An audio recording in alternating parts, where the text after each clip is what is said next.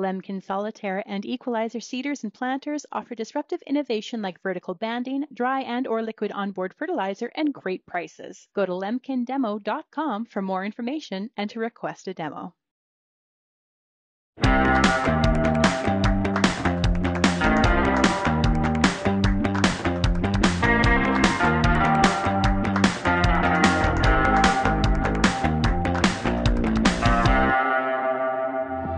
Thank you to our show sponsors, Nutrien, eKonomics, Pests Predators podcast, and FMC Pre-School. FMC Pre-School is an education and stewardship extension of FMC Canada, with a firm mandate to bring educational value to you regarding proactive weed control and resistance management best practices. Learn more at fmcpreschool.com.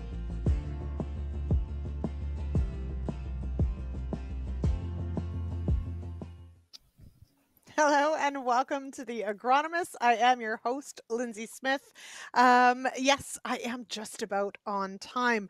We're going to have an absolutely fantastic conversation this evening. It is always a good time when we get to talk about insects. Thank you to everyone joining us, of course, already in the chat. Let us know if you're watching, where you're watching from, and if you've got any early season pest questions. Get them in early, ask often. And I do like it that one of our guests tonight is already asking himself questions in the chat. So that's fantastic. A reminder that you do, or if you qualify for those CU credits, head on over to realagriculture.com/agronomists tomorrow and let us know you watch the program, and we'll make sure we get you signed up for those credits. And of course, without further ado, let's bring in our guests for the evening. I have with me tonight Tyler Wist with Agriculture and Agri-Food Canada out of Saskatoon. Hi. And Tracey Baute with OMAFA, the Ontario Ministry of Agriculture, Food and Agribusiness. OMAFA. Hi. Yes, hello. Usually exaggerate the A, but you know. Right, you know what? I've decided that I do. And I thought there was an R in there somewhere. There used to be, Tyler. It's gone. Used to be. We've moved on. Different ministry now. Yeah. So there is a separate minister for rural affairs. So there you go. No, I know. We should have called you, Tyler. Okay, so let's catch up though. It's been a while since either of you have been on the Agronomist, so it's lovely to see you both. Tyler, I'll start with you. We are here late March, Saskatoon, which means probably t-shirt weather. But how has pretty much how's the winter been? Yeah, there you go. How has it been on the research side? We've had lots of snow cover, so probably the insects are totally fine. They went to bed for the winter and got covered and tucked in with a nice blanket of snow. So I'm expecting some good pressure this spring. Okay. Which for you is good news. For me, that's good news. For most people on this show, it's not good news. That's correct. Yeah. Tracey, welcome here. Good to have you on. Thanks. Yeah, we've had a bit of a different... Well, we've had an average winter, I would say. Yeah, compared to last year. Yeah. Yeah. And is that ringing alarm bells for you, or does that make you happier? A little bit of both. Certainly takes the pressure off on really early season, especially beetles, because they're probably cooked, like bean leaf beetle. Last year certainly was a much more mild winter, and they overwintered quite well. This year, we had a lot of snow cover, but we had some pretty cold temperatures for extended periods too. So I'm hoping that might help. But on the flip side, that means we might take a little bit longer with a long delayed wet spring, which brings different issues with, right? If any planting is delayed or pushed too early and the soil conditions aren't quite right, then we have a different spectrum of pests that are there and ready, because things like wireworm and grubs, they do go down deep, so they'll be ready to come up. But certainly I'm glad to see some of the overwintering pests are going to have a struggle. That's right. We want them to struggle. Yes. Tyler, we really do. Tyler, for the area that you work in, what have been some of the pests that have been building in numbers? And I know this is a bit of a sore spot because some of them have not been, and not necessarily been working with your research. But what pests are you seeing sort of grow in the last few seasons? Lyndsey's alluding to my striped flea beetle project that I was just writing a am. report for. And I had to summarize my report with, thank you for funding the striped flea beetle report. As soon as you funded it, the striped flea beetles disappeared in every place I was looking. So apparently they're a little further north at the moment. But the crucifer flea beetles, because it was hot and dry for the last few years, those guys boomed.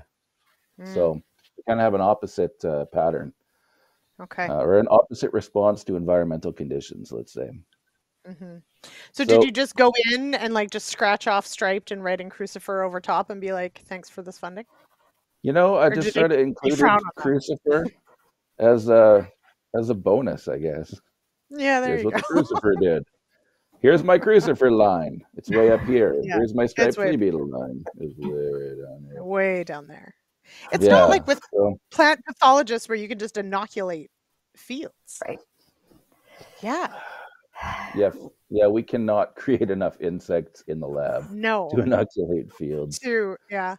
Because I know we can we've even release tried that some in cages with aphids, and that didn't Really? even. Yeah, we still had a hard time producing enough.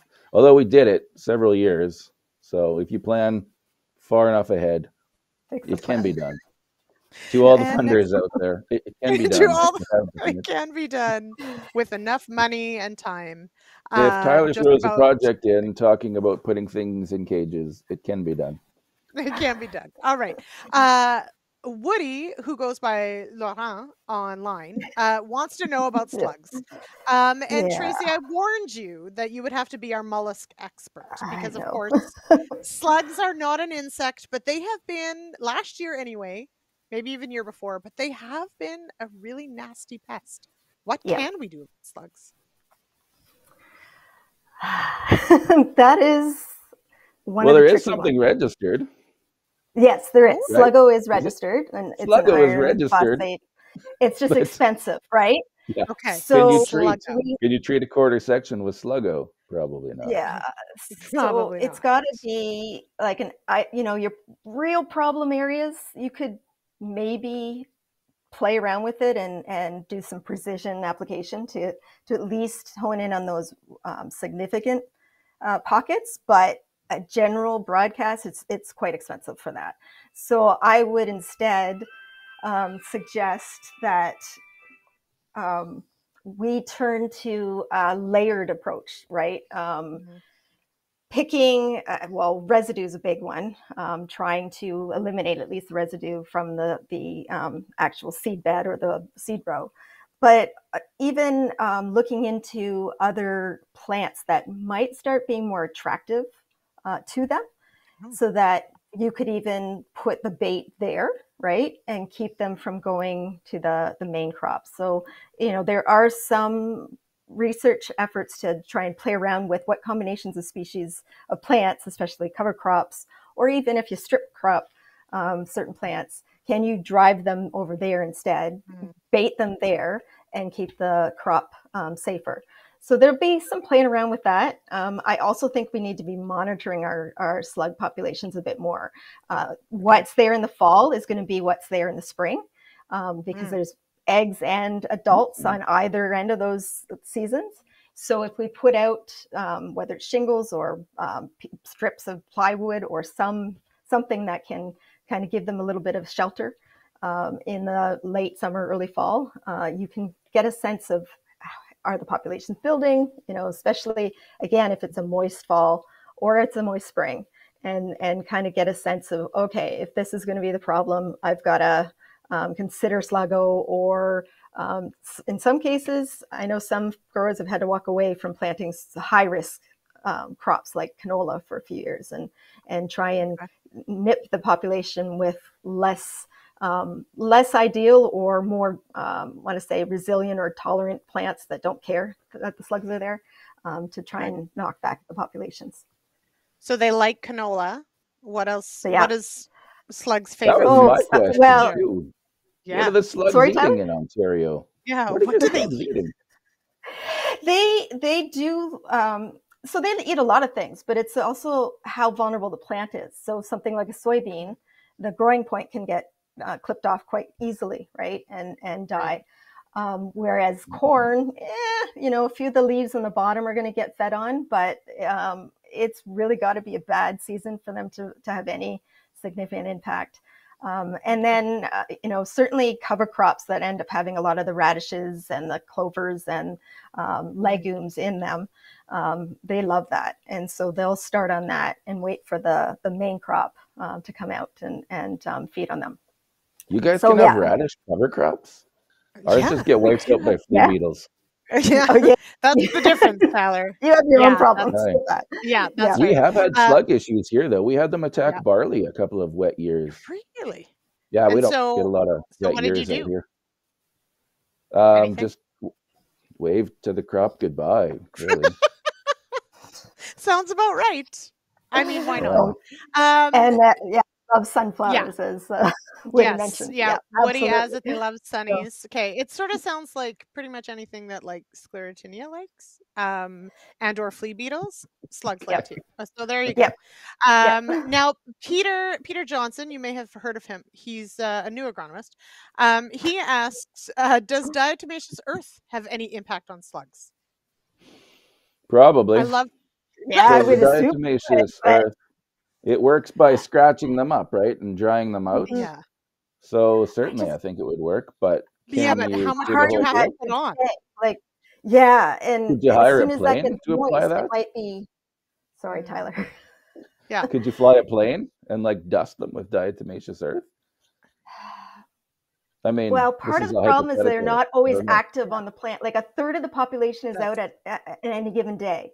So you're only targeting a certain ratio of the population that's there. And then I would also think that once they get damp, the diatomaceous earth might not be as effective and scratchy, right? They may start to be able to glide over them with their mucus. Yeah. Their mucus. Thank you, Tracey, for that excellent word. I have to say, it sounds like something on a small scale. Feasible. Yes. Yeah. Exactly. So a garden, sure. Yeah. But when we're talking and copper, of acres a lot of at a people use time. copper. Yeah. Oh. Yeah. There's a lot of small scale garden stuff that works, but larger scale field, that's when it gets problematic. And as Peter mentioned, you may have to start. I wouldn't say moldboard plowing, but working out, especially moving that residue and letting the soil dry out a bit will help too. Okay. But they are starting to build up in level because we're building up our organic matter, which is good, right? Soil health increases and slugs like that. Yeah. So.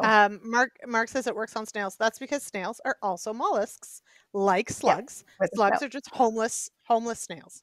That's all they are. Never thought of that way. That is what they are. Okay, so slugs have come up. We've touched on flea beetles. We will talk about them more, of course, because those are very much an early season pest. We are going to talk about a few others, but Jason wanted to talk about cutworms. Which we can come back to as well. But Jason's in southern Manitoba, but cutworms seem to be a universal pest. And Jason says our main cutworm species are dark-sided redback and dingy. Is that really how you say that? In Manitoba. Yeah. Well done. Thank you. They're knowledge. Yeah, thank you. Yeah, thanks. And your pronunciation of dingy. Dingy, yes. Are they really? Okay, I'm guessing they're ugly. Their populations overall have been decreasing, however. What actually causes their numbers to increase or decrease? So Tyler, I'll go to you first.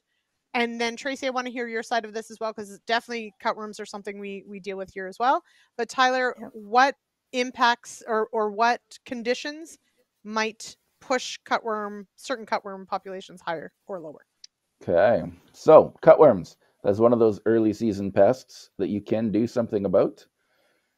Just like flea beetles, you can use a seed treatment against them. And so the newer seed treatments, the ones that say Lumiderm on them, those are specifically for cutworms. So my thought is the widespread adoption of Lumiderm seed treatments could be driving a decrease in cutworm populations. Now, you want to avoid cutworms.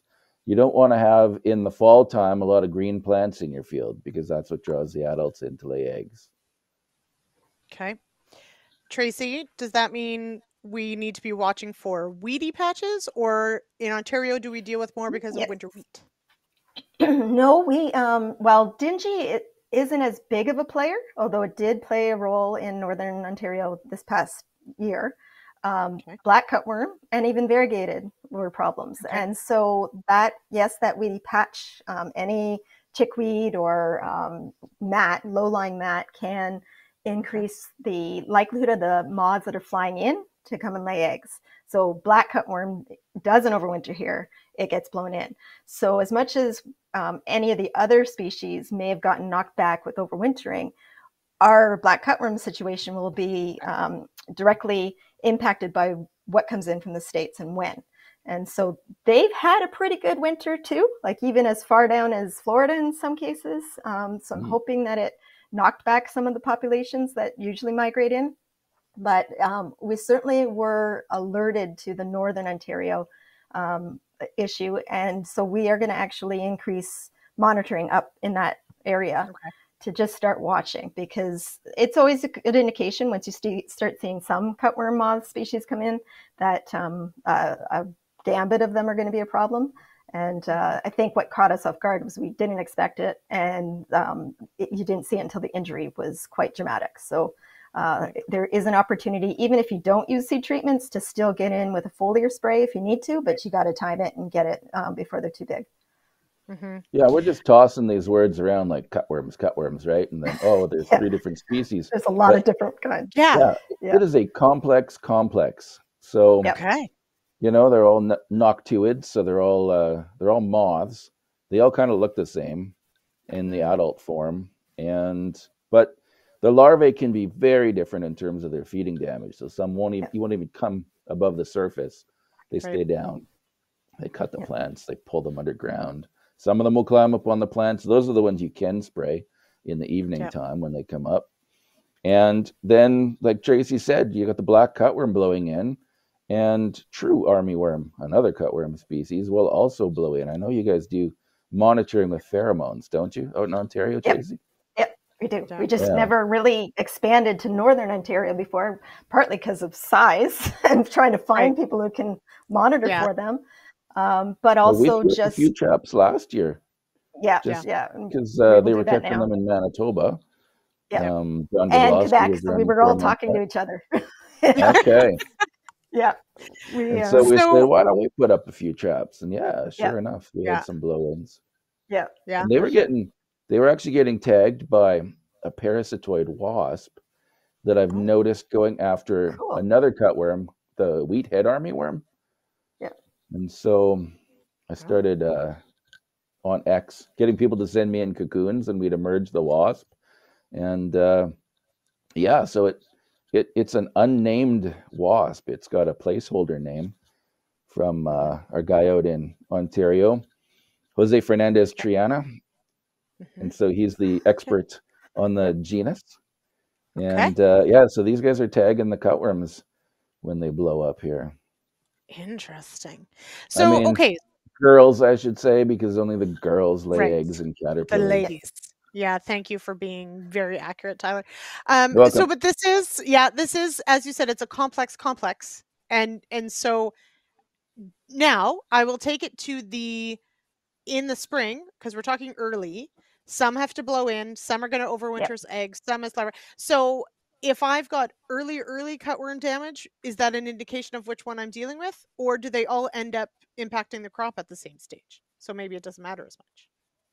Go ahead, Tracey. You look like you want to say something. In the scenario that we saw in Northern Ontario, it was a mix of different crops that were hit. So it did end up being a mixture of different species. Not every field having multiple species, but there'd be a cornfield with black cutworm, and there'd be a barley field that got hit with dingy, and then we even had variegated, taking out canola and cover crops. So it was just an alert. And I just feel that when the conditions are right, at least if you know that one is flying in abundant numbers, it's probably a good cutworm year, and that others can also be thriving and just to get out, because again, they're not always selective to specific crop when they first go in and lay eggs. And so it's a matter of, just being aware and getting out and scouting.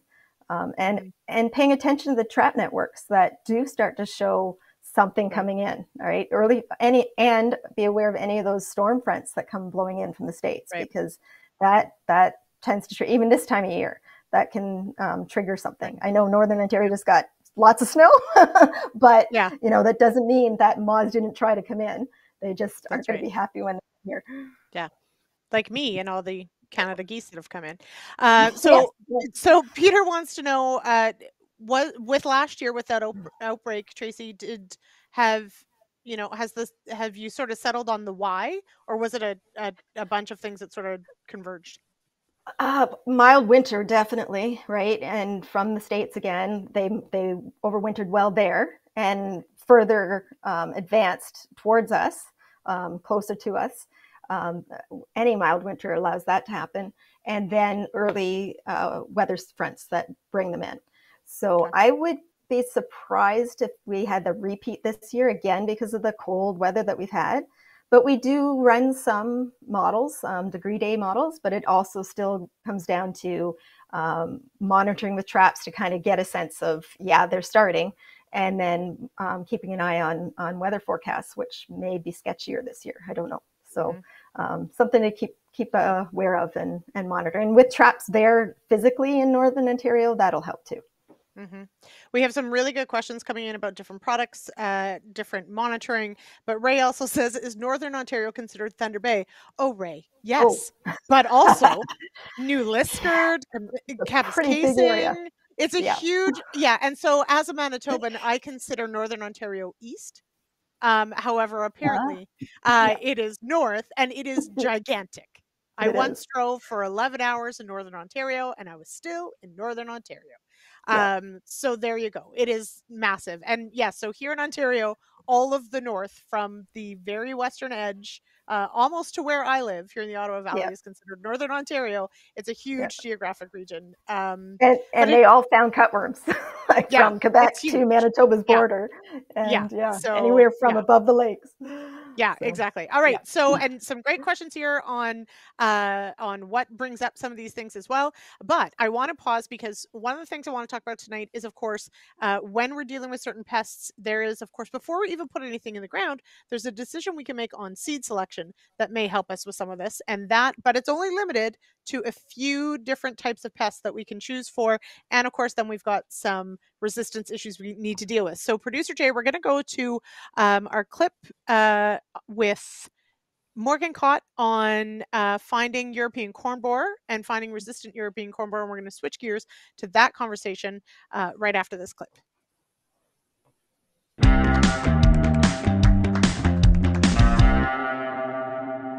And Morgan, when it comes to BT corn and the trait working in preventing or minimizing damage from European corn borer, what do we need to be aware of in terms of some new developments on that front?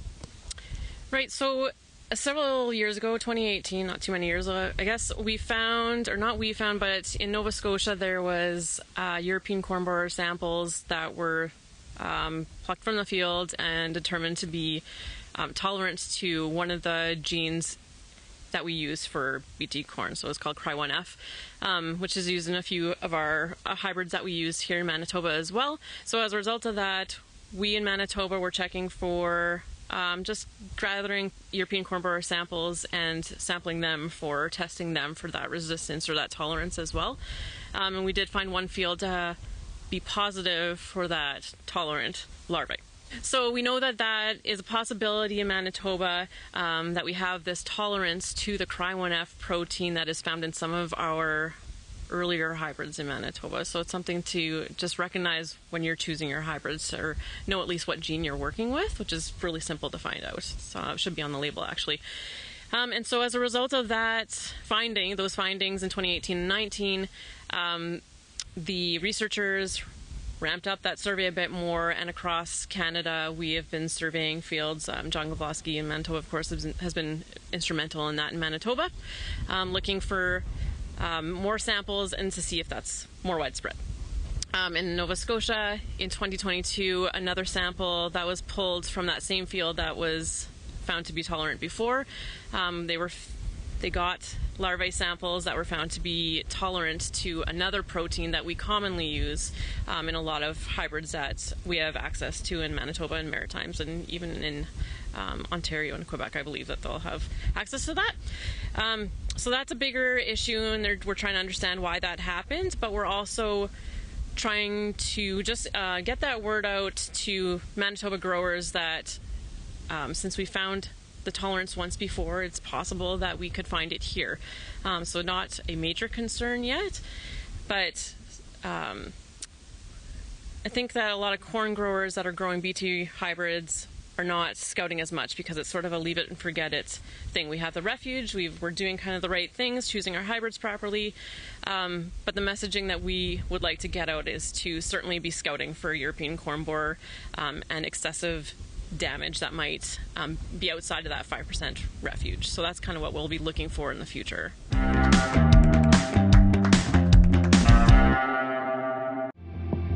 The Agronomist is brought to you by the Pests and Predators podcast, FMC Pre-School, and Nutrien eKonomics. Find the answers for today's ag challenges on The Dirt. Brought to you by eKonomics, The Dirt provides expert conversations on nutrient management, markets, weather, and current trends shaping agriculture.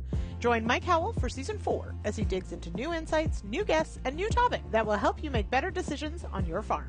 Listen to The Dirt on Apple Podcasts, Spotify, YouTube, or visit nutrien-economics.com.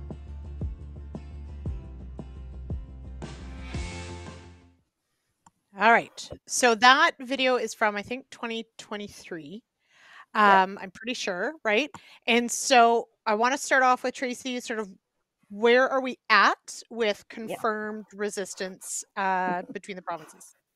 I wish I had better news, but we continue to find some. It's one of those cases where if you look, you might find it. And that's kind of why we wanted to bring this topic up, because we just put out an infographic on the Corn Pest Coalition website, but we want to get the information out there for everyone to start monitoring for this.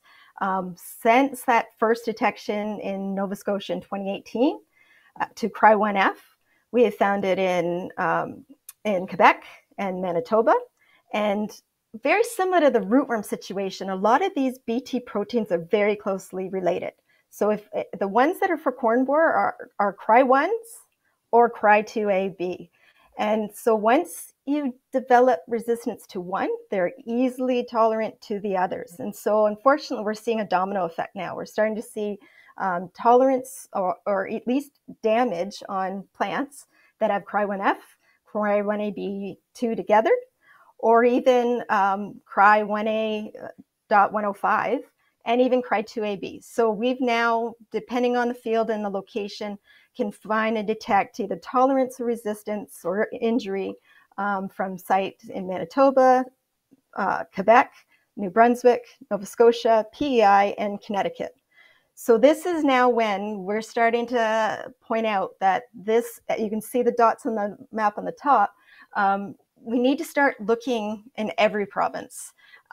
If you're using BT for corn borer, don't take it for granted that it's still working. Look and report if you do find it. Look for signs. It doesn't have to be that you go out there every week, but as long as there's still green tissue on the plant that we can test for, make sure it's still got Cry proteins in it. Look for broken tassels, look for tunneling, look for any signs of corn borer damage and report it. And then in these areas that we know do have resistance, we need to start ramping up on mitigation. And going back to the old school crop stock chopping and shredding to remove that overwintering population so it doesn't keep continuing.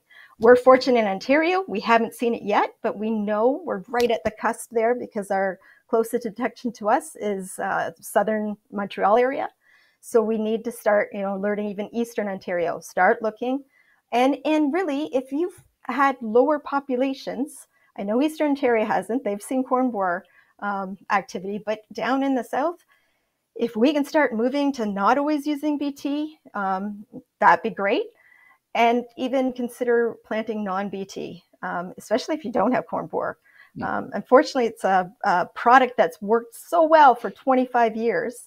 that we forgot about this pest, and we don't have a lot of options and solutions to come back to once we see this domino effect taking out all of these different proteins. Mm-hmm. There's a lot to unpack here, Tracey. There is. There is, as Pete says, there goes all our work on no-till. There's a reason we all stay in this business, and it's because we will always have a job, because there's just always a new problem.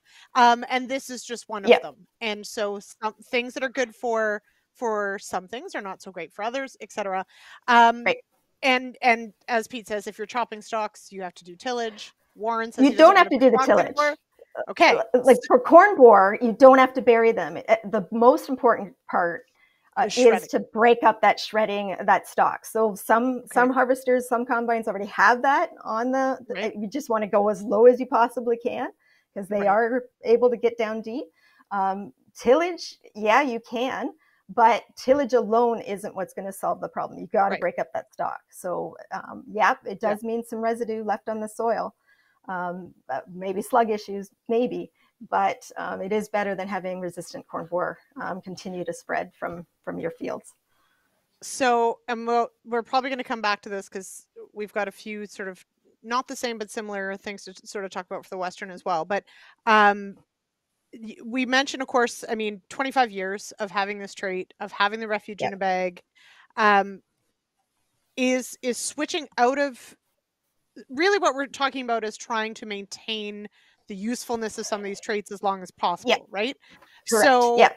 So switching out to a non-BT is an option, maybe, but then you run the risk potentially of an infestation and damage, etc. So how does somebody make that call? Like, how do we sort of navigate that question? Yeah. So certainly, we are looking at other alternatives too. Maybe going back to releasing trichogramma or finding more effective insecticides and time them. But for now, yes, we do still want to rely on BT. But in those areas that have significant resistance, and literally we're pinging off each different protein so that it's always becoming a single trait hybrid no matter what we plant, we do need to dilute that population of corn borer that's resistant by giving them some alternative non-BT exposure to that, and hope that they can help spread and dilute that resistance. And those that do have an issue, absolutely. The biggest problem is that we've never had really good agronomics in all of the different growing the crop heat unit areas of the country. So that's why you're seeing these really high elevation locations with resistance first, because places like Nova Scotia and Manitoba had limited selection in their options to choose from. So they were really getting the only, one or two proteins in a trait. It comes down to, if we can utilize our mitigation strategies by knocking back the population, that certainly will help for the next season to have lower corn borer populations in the area. And then you may be able to plant more non-BT, or at least a refuge, and not have that injury. And then in areas where you haven't seen corn borer at all, like I would say my area, we can't even find it to trap it and monitor for it. Perhaps at least start to consider some non-BT, even if it's just as a refuge or a structured planting, and question if you always have to go with BT for corn borer in particular. Mm-hmm. And then if you find it, mitigate it. Then yes. Okay. And we will put up that graphic again. There is a QR code at the bottom. Yes. Anyone who also needs it, you can either get in touch with Tracey or drop me an email and we'll get it to you as well. But Tyler, this makes me think about, so there's two things we have to worry about in the West where the hybrid or the variety selection may directly impact our pest pressure. One, of course, is midge, and the other, wheat stem sawfly. And Tyler, I know we've talked about sawfly on this before, and can you remind me, because I wanted Tracey's point about destroying the stalk made me think of sawfly. Can we get similar, like, lowering of populations, or do we destroy the good with the bad if we try and do that? That is a great question. So when you're talking wheat stem sawfly, in those stalks are also overwintering the parasitic wasp of the wheat stem sawfly, and so destroying stalks might also destroy them. So when you're making your seeding decisions, look at those pest pressure maps that are coming out. Both Alberta and Saskatchewan do a wheat midge map. And so they'll dig up the cocoons in the ground and see whether they've got parasitic wasps in them or whether they're viable, we call them. And then if you're in a red zone, you should be planting a wheat that ends in VB, so a varietal blend that has the SM1 gene to kill those larvae of the wheat midge. Now, if we're talking wheat stem sawfly, you want a solid stemmed wheat because you've got a better chance of killing a larva that needs to move through the stem if you've got a really solid stem. Now, So it's you like guys didn't even. hang on. It's a Yeah, no, go physical. ahead. It's a a physical, stem, like, yeah. like because it's solid stemmed, it's harder for the sawfly to lay its eggs there. No, it's harder for the larvae to get through the stem. Oh, to get through. Okay. Yeah, because the larvae move up and down through the stem, and if it's too Oh, thick, they don't do just very give well. up. Okay. Yeah, and so we've got a wheat stem sawfly map now in Saskatchewan, Sask Wheat, and the province of Saskatchewan have been funding that for the last 2 years. And so that big zone in Alberta doesn't just end at the border in Saskatchewan; it What? actually goes right into southern Saskatchewan. So Scott Mears got contracted to do that work. That's his pet insect. If you didn't know, he actually did the work on the parasitoid, staying higher up in the stem than the Right. sawfly larvae. So yeah, it's pretty cool. So check those regions. If you're in a place Yeah. where you've got, say, like 15% stem cutting last year, that's your threshold for wheat stem sawfly. Think about trying to find a variety that works in your area that has a solid stem. Mm-hmm. Now, the varietal blend, similar idea to refuge in a bag, right? So in that varietal blend, you've got some susceptible and some that have the SM1 gene, as you said. That's right. It's They're a 90-10 right. ratio. Yes. So it and there are rules about you can save seed for one generation, I think, after, and that's it, to try and maintain that. Is it's a 90-10? Is that working right now? Are we monitoring how well it works as far as uh, stewarding that trait? Because as Tracey pointed out, the BD trait, we got about 25 years. Are we worried about losing the SM1 efficacy? Are we Definitely. always We've worried got about that? the one means it's the first gene, and so far it's the only gene. So yeah, we are worried about it. And that's why the varietal blends were introduced, that refuge in a bag. And so under really heavy pressure, you'll lose that 10% refuge. And then you have to get your seed tested and figure out what your refuge blend now needs to be. So it is a bit more work, but back in the 90s, we were losing 90% of our yield in these heavily hit areas to wheat midge when it first reared its ugly orange little head. And what was your question again? Well, I lost my train of I thought mean, there. well, like, are we the concept of the refuge in a bag? Oh, I is mean, it it works, working? but Okay, so is it we're at, working long term? Like, yeah, I should we did have be an answer managing it for you. differently? I think we need to manage it the way we've been managing it. And Okay. I think we're at 13 years now, coming up on 14. And the early math that was done with about the wheat or the SM1 gene was that within 10 years we'd lose it if we didn't have the varietal blends. And so Right. we haven't heard of any populations that have exploded on these VB varieties. Are we monitoring it? I do have a project right now where we are taking heads from fields, but here's the problem with monitoring it is you're always going to get wheat midge out of a field if you have the refuge. And so I can't really say that I've cut a head that was a refuge or a head that wasn't a refuge. Right. So Yeah. I'm looking at alternate ways to perhaps look at things like resistance. So we've got wheat midge Mm-hmm. co-ops where we grow all these varieties, and the varieties are supposed to have SM1, or some of the varieties are supposed to have SM1. So by the end of the 3-year cycle in the C class co-ops, we know pretty well if it's got good SM1 or not.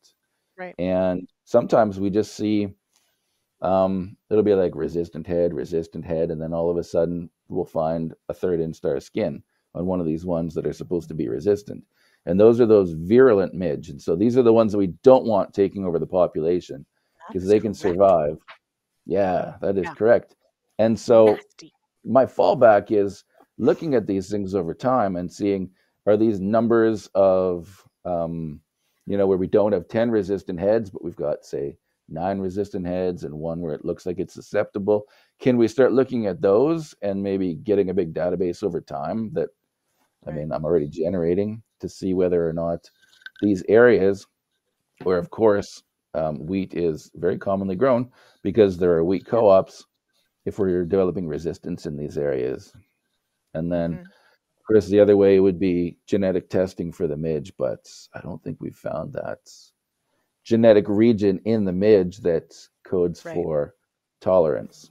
So that is a potential big project there, looking at the whole genome of the wheat midge and trying to find that region. So Tyler, you get a gold star because the best agronomist episodes come up with either a PhD or a master's project or both. And so gold star, you have named the project, which is great. Now, we're going to pause for just a moment. Producer Jay, I'll throw to the read in a minute. But Jason Vote, not Producer Jay, Jason Vote, has also asked about a different kind of resistance. So after our read, we're going to talk. Yes, we're going to talk about the resistance to foliar insecticides because it's a different kind of resistance we have to deal with. So Producer Jay, if you would, we'll go to our last read of the night. The Agronomist is made possible by FMC Pre-School, Nutrien eKonomics, and the Pests and Predators podcast. The Pests and Predators podcast series is where top entomologists highlight the insect field heroes hard at work for Canadian farmers. Hosted by Real Agriculture's Sean Haney and brought to you by Field Heroes, powered by the Western Grains Research Foundation, Pests and Predators is an in-depth look at the many insects who share our fields. Season 6 starts this week. Catch the newest episode on realagriculture.com, Tuesday, March 25th.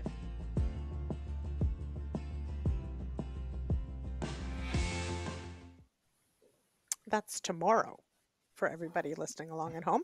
Tyler's been on that podcast series. It's a fabulous one. Highly recommend. Also, Tracey, I would like you to once again tell me that these stupid ladybugs that aren't actually like native ladybugs that are still in my house. Multicolored Asian? Yeah. Yeah. When are they going to leave? Because they have overstayed their welcome.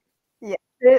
Once the warm weather comes, they will. Okay. Because we have stink bugs too that are showing up, and they're ready to go out, but it got cold again. So give them a little bit more time, and then they'll find their way out. They're driving me nuts. Anyway, it also is that I have an old house, and clearly it is not sealed. So there you go. They just live in here. Okay, a few things. So we touched on the fact that obviously if we have genetic resistance to a pest, the pest can overcome that resistance.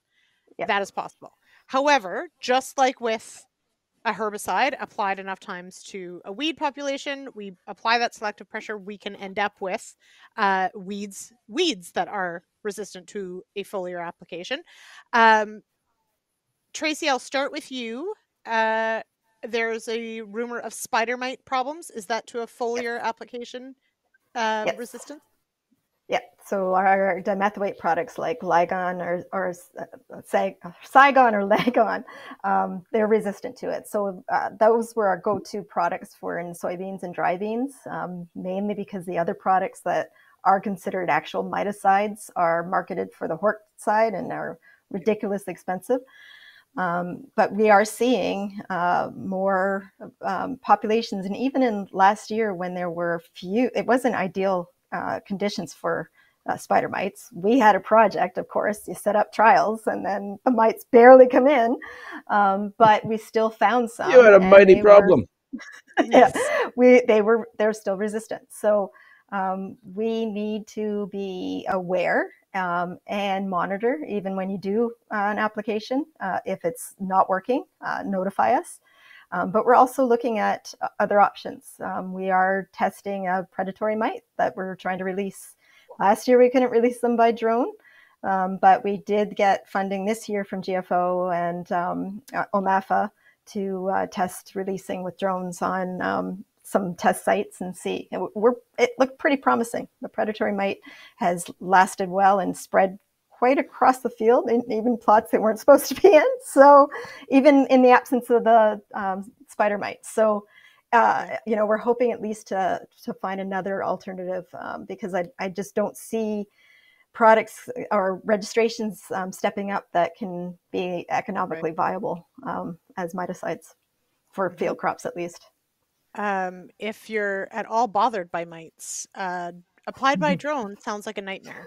So yeah, these are the good ones. Rain mites. We're making it rain awesome. mites. We did it manually with like mini leaf blowers, and Right. I can say they were so small you didn't really even notice. Okay. But yeah, You guys have the best some might jobs be worried. ever. Yeah, like seriously, Tracey, the strangest jobs ever. But all good. Okay, so Tyler, though, that brings us to the other common question that we get, especially in the West. We have flea beetles of canola. They some years are absolutely terrible, and even with foliar applications, they overrun the canola field. We sometimes replant. What is the latest on resistance? Because I think there was some assumptions made. We have looked into it. Where's the science sitting right now? Yeah, so Boyd Morey at the University of Alberta, he's been looking at resistance to our synthetic pyrethroids. And so we've been sending him populations from our fields in Saskatoon, crucifer striped. People, I guess, across Western Canada have been sending him populations. And so far, nothing. No resistance. Now, when you put them onto the neonicotinoid seed treatments, though, this is new information, they are becoming slightly more resistant than they were a few years back. And so even the crucifer flea beetle that was really good at dying when it was eating the neonics is a little bit less good at dying when they're eating the neonics. This is very scientific. Less good at dying. Okay, so an indication and something that is continued to be tested and monitored, but that is to a seed-applied insecticide, not to the foliar application. But potentially less effective. Yeah, but I mean, these things are just, they'll keep on coming. So you spray them one day, you get another hot day, the rest of them get out of bed, and here they come, and you're like, well, I must have resistance because I sprayed them yesterday. Remember, that's a contact insecticide. If they're there, you'll kill them. If they're hiding under the leaves, maybe they won't die. Mm-hmm. Yeah. And they are one of those pests that, like, quite honestly, a day can make a huge difference in the numbers. Even an afternoon, you can lose a crop in an afternoon if you're not careful. Yeah, for sure. Okay. Dan's got a question, Tracey, and I know we've talked about this before with nematodes. When it comes to releasing, say, a predatory or a parasitoid or et cetera, these are ones that are not... Yes, these are biocontrol. We're testing this, right? Like, you're not just randomly t-shirt cannoning mites all over Ontario, right? Correct. Yeah, there is a committee of experts that approve which biocontrol agents can be released. And most of the time, of course, it's more easy to say yes to when they're native or at least commonly endemic. So yes, these are ones that have been used in other crops, just again, high value. So we're trying to figure out how we can really lower the rate and have precision applications and make it more viable in a field crop setting. Okay. Did you guys like my t-shirt cannon idea? Like, you could just random insects. Okay. Kind of like what the drones are going to do. Yeah, sort of. It's kind of the same. Okay, so there are a couple questions that came in earlier that I want to sort of roll through here relatively quickly. But at some point, I do also want to go back to, well, maybe round out the evening with looking at some of that damage of the corn borer, just to everybody so they can refresh what that looks like. But we've had the question, when we talk about insects that are carried by wind or weather, etc., we know that certain waterfowl have been blamed for bringing in certain weed species. Do we worry about some other vector bringing in insect pests? Tyler, I'll go to you first. Do we just blame wind, or can we blame... We're trying to blame America, I think, is really what we're getting to at this point. In Western Canada, we blame RVs coming from the east for bringing in gypsy moth. Sorry. It wasn't me. I don't have an RV. That's fine. Okay. I don't know about... Well, I mean, birds will drop black-legged ticks sometimes. So, Okay. and those are the ones that will spread Lyme disease. So Yes. I guess Had there's a that last year. possibility Do there. not do not Yeah. recommend. I've Don't been do hearing a that. lot about Lyme disease.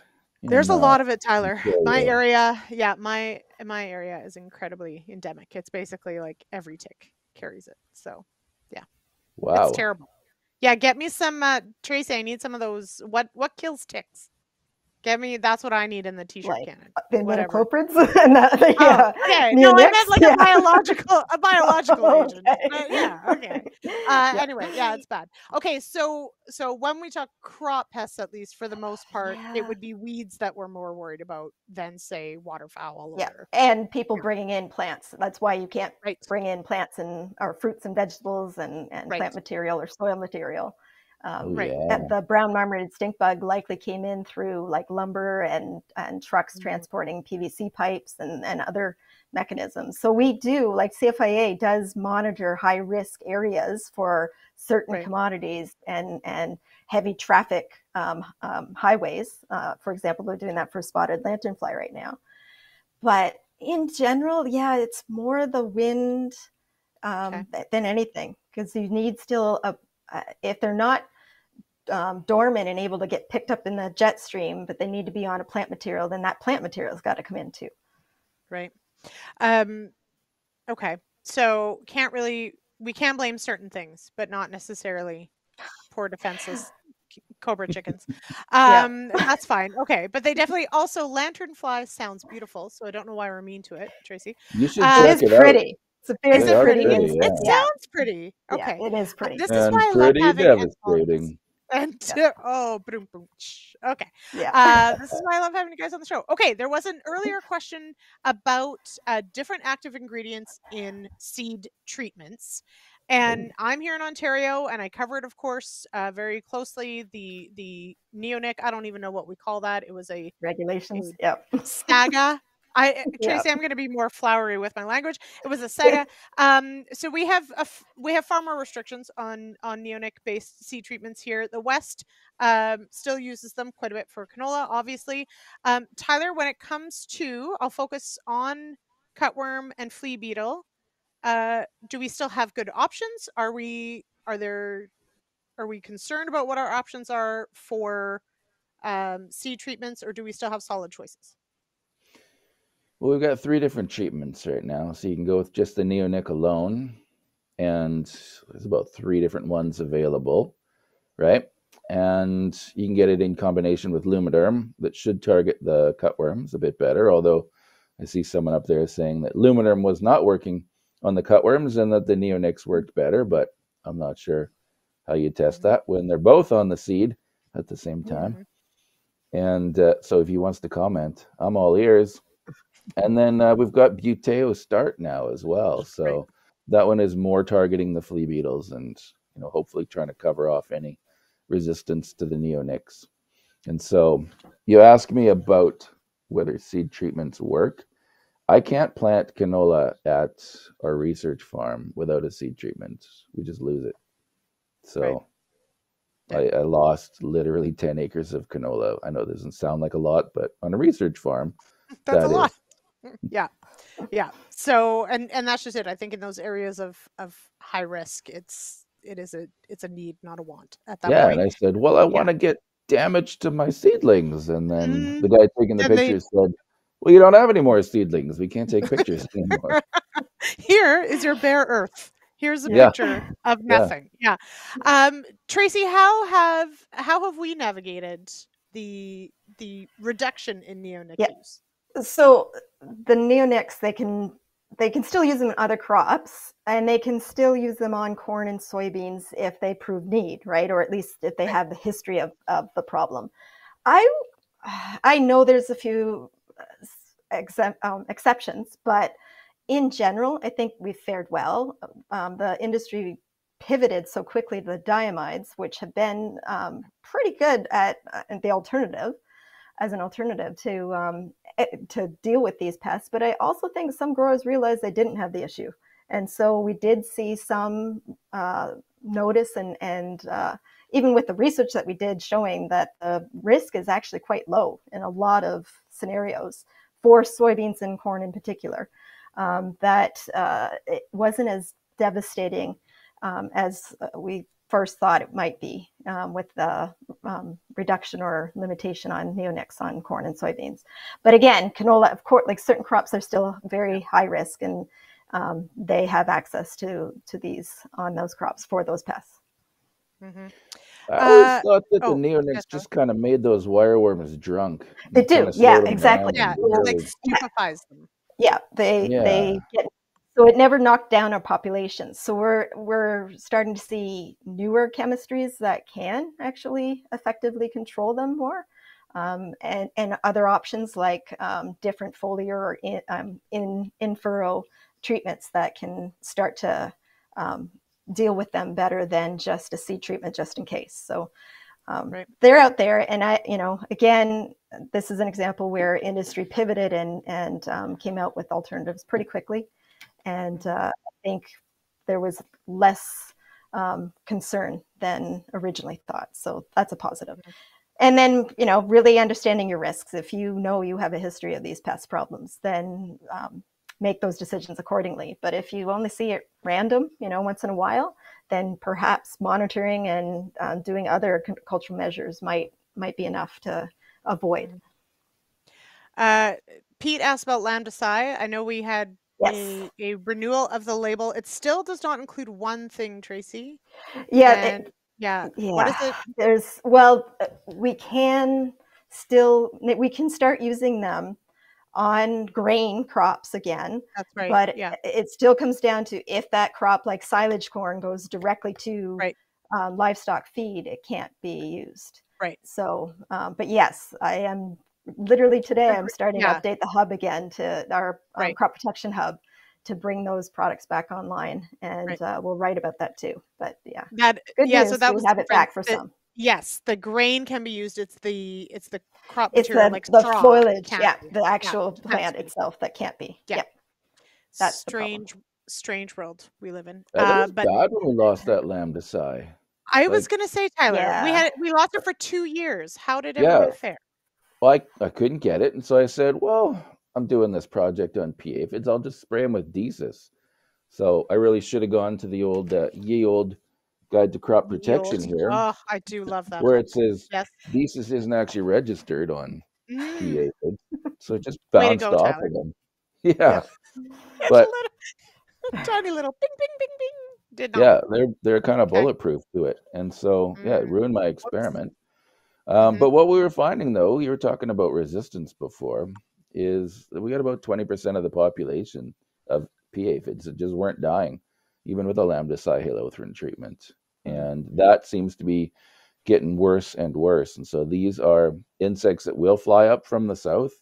And so any resistance issues that they've got down there, they just bring it with them up here. Yeah. Mm-hmm. Really, really bad baggage. Okay. Exactly. So exactly. Okay. So they've got their own wings, so they're not reliant on the Canada geese that we've got going on in the chat. Yes. But man, you're giving me flashbacks of when they ate all of my experimental wheat plots one fine September weekend. They are jerks. Okay. Producer Jay, can you bring up Tracey's slides that show the damage of the European corn borer? Because I want to just kind of go over these quickly, but I do want to mention, and this is something that we knew we'd run out of time, and so we did, Kelsapreed. But one of the things that I think is really important that we have mentioned a couple times here is that, I mean, obviously we're going to talk about products and treatments, etc. But as you've both mentioned, I mean, there are cultural decisions we can make, whether it's tillage, crop rotation, dealing with or perhaps leaving stubble, increasing seeding rate, and that honestly is probably a whole show in and of itself. But I do want to make it it probably is a whole show. So maybe we'll do a whole show on cultural controls and what they work for and what they don't. But I want to make it clear that obviously there are other things that we could be doing that may work really well, or depending on the insect, may not work at all. So Tracey, with the time we have left, walk us through what we're looking for. Yeah, so amazingly, there's generations of scouts and growers out there that never even seen corn borer before. I'm sadly one that did, did my grad work on it. But if we get early season corn borer, and some people forget this, corn has a natural chemical in it called dimboa that up until about 6-leaf stage, it's actually resistant, or it causes the corn borer to not do well trying to feed on it. So after 6-leaf, you can start looking for early season if you want. You might see pinholing or actual window painting on the leaves, or even frass and feeding that goes into the whorl. And then when you unfurl that whorl, you see that some of the feeding of the larvae on the tassel, or even as they get a little bigger, they like to mine into the midrib of the leaf. But that's only if you're actually scouting corn early. Most don't. So the next slide, if you could shows the later season when some notice it, when they start to, either do silage and go, oh God. So you might see they tend to tunnel once they get in on that leaf or in through the midrib, they tunnel at the leaf axil, and you see that frass, that poop of theirs, sawdust. Some actual stalk might break off because of the tunneling that they're doing inside. You can break open or slice the stalks and see corn borer. But I would say with what Dr. Jocelyn Smith and her monitoring and some of the scouts that have been looking with AgCall and Bayer covering 10% of their acreage to look for this pest, a telltale sign is when you see broken tassels. That's been a flag almost to them in fields. When they see a broken tassel, they go and test that plant to see if it's a refuge plant or a non-BT plant. And if it's not, they'll find corn borer in it, and then they know, uh-oh, this is a field of potential resistance. And so keep an eye out for that. Again, as long as there's green tissue, we can do something about it, right? We can go in and test. But once it's dried down, it's a little harder, though we'll take the corn borer anyway. Tyler. I have a question for Tracey. Yeah. Yes, go. Is your refuge mixed in, and how can you tell that that's a refuge plant? Yeah. It is. So our refuge right now is refuge in the bag. So it's either 5% or 10% non-BT plants. So that's a great question. That's the point of us needing to at least be alerted to the problem while there's still green tissue, because then we can go in and do a gene test and test for almost like Lipton's paper, like you do when you're going for pool testing your pH, and determine if the cry protein is actually in that plant or not. And if it is, then we start collecting samples and larvae, and Jocelyn back at Ridgetown does the actual bioassay work to determine how resistant they might be. So great question. But by looking at a plant, so let's say I walk my field and I do find a plant with this. Yeah, it could be that it is one of the refuge plants. It could just be refuge. Yeah, it should be showing those signs because it's susceptible. But some of these fields, once you see like 2 or 3 or 4 plants nearby that are the same, then that starts to, raise concerns, because that's probably not all refuge plants. Too many. Yeah, exactly. There's too many in that area. So, but just keep an eye, because the more we're alerted, the better we can get a handle on this and start to encourage mitigation, and which means that stop chopping at harvest or after harvest. Okay. Jason's got a follow-up question here on insecticide resistance with soybean aphid. Are we seeing indications of that? Not yet. Well, I have to have a caveat there. I don't deal with soybean aphids as much as in Eastern Ontario anymore. We don't tend to see it down in the South as much. But Jill has done work with 2 products, and they both still provide good control. Timing is always the biggest impact with that pest. But I wouldn't be surprised. We're fortunate we haven't had to spray much for it. So I think that that's reduced the risk of resistance, especially when it comes to a pest that's very specific to one crop, right? Like soybean aphid. Yeah. So it's not being exposed as much. But aphids in general, they're really good at developing resistance because there's so many generations so quickly. And in some cases, like pea aphid, they're on multiple crops. So they're getting exposed to a lot of products. They're very prolific, Tyler. And then apparently we spray them with things that don't work. Yes. Ray's got a great idea for a t-shirt that I'm not. Yeah, that I'm not going to repeat, but I do like it. I do like the word frats. It's a good one. Yeah. Okay, can we, Producer Jay, while we say our goodbyes, can you put up Tracey's slide there that had the QR code on it? So if anybody is looking for that, yeah. So if you can if just you Google want to, cornpest.ca as well. It's on there you our go. Corn Pest Coalition website, and I'll also put on Field Crop News. But Yeah, literally off perfect. the presses as of Friday. Woohoo! Yes. So here you are, breaking news. Jason Vogt, if you want to get in touch with Gilles Quinnell, I can connect you with him as well. That's who Tracey was talking about. Yes. And yes, so we will leave it there. Tyler, my last question goes to you. Will this be the year that the striped flea beetles come back? Definitely. My funding has ended. Because the funding. I'm really sorry. Could everybody send Tyler some striped flea beetles? That would really help. Okay. Next week. I'm sad that I didn't bring a QR code. That's really cool. That yeah, you know what? Next time. Can you bring one next time? Yeah. It could just go to your Instagram account so everybody can watch you try to rear strange insects in your lab. It's great. That's a good idea, actually. It is a super good idea. I was idea. thinking to sign up for Midge Busters, but that is also a good that is idea. also good. Midge Busters is also good. Okay. Anybody, we can link you to that as well. Check it out. And I will say Pests Predators podcast, fantastic. And the West and Tyler, so to you and your colleagues in Western Canada, do a great job collaborating on some of the monitoring that's done. So so go and check it out as well. Tracey, thank you so much for saying yes and for this hot off the press news that we've got. No problem. Thanks for having me. Yeah, we've got an exciting season ahead. Let's hope it's, for you guys, I hope there's lots of insects. For me, not so much. There you go. All right. Next week, we'll share with everybody. We are going to have another more on the business of being an agronomist. We're going to talk about managing the very busy season. We'll have Terry Aberhart and Joanna Wallace joining me next week. So check that out, 8 p.m. Eastern. Thank you, everyone in the chat. Thank you, Tracey. Thank you, Tyler. Have a great night, everybody. Right. Thank you, Lynn.